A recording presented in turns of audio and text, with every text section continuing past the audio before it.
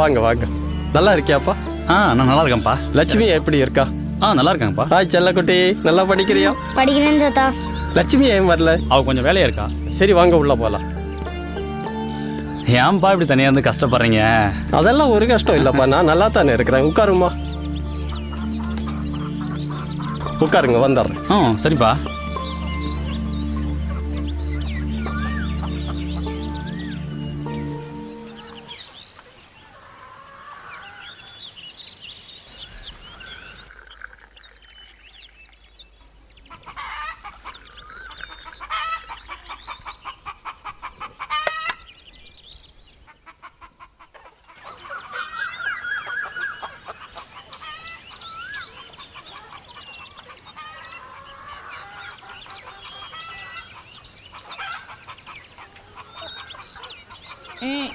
Copy, சுக்குமல்லி copy நல்லா இருக்கா?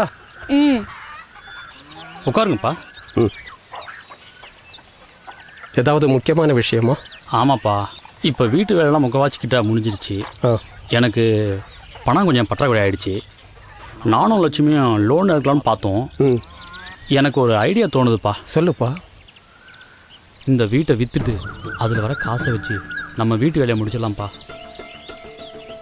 பேசாமல் எங்கள் கூட வந்துருங்கப்பா, நான் நல்லா வச்சு பார்த்துக்கிறேன்ப்பா.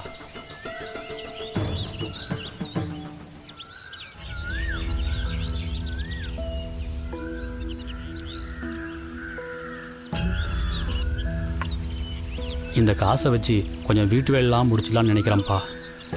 நீங்களும் இங்கே தனியாக இருந்தானே கஷ்டப்படுறீங்க.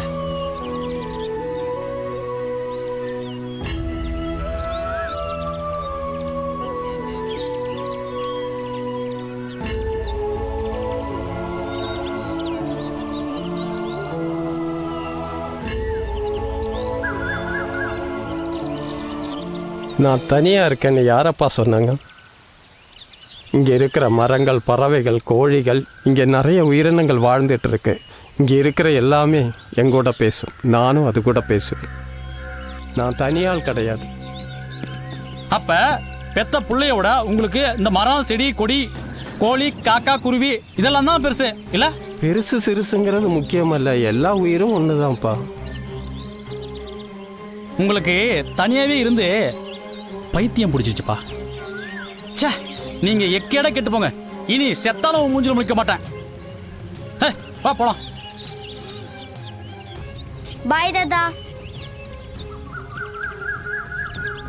வா ஏறு.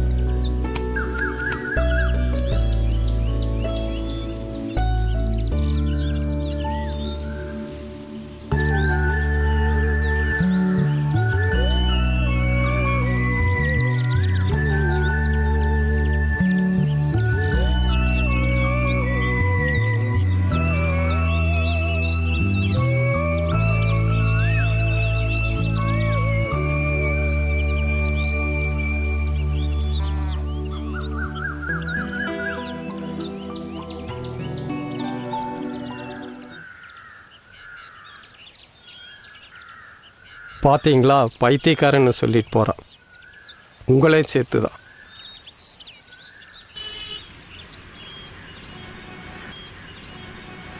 தம்பி கொஞ்சம் நில்லுங்க. ஆ அப்பா இப்படி இருக்காரு? நல்லா இருக்காரு. நான் அவரை கொஞ்சம் பார்க்கணுமே. அவரையா? இந்த கார்டை வச்சுங்க, இந்த அட்ரஸில் போய் பாருங்கள்.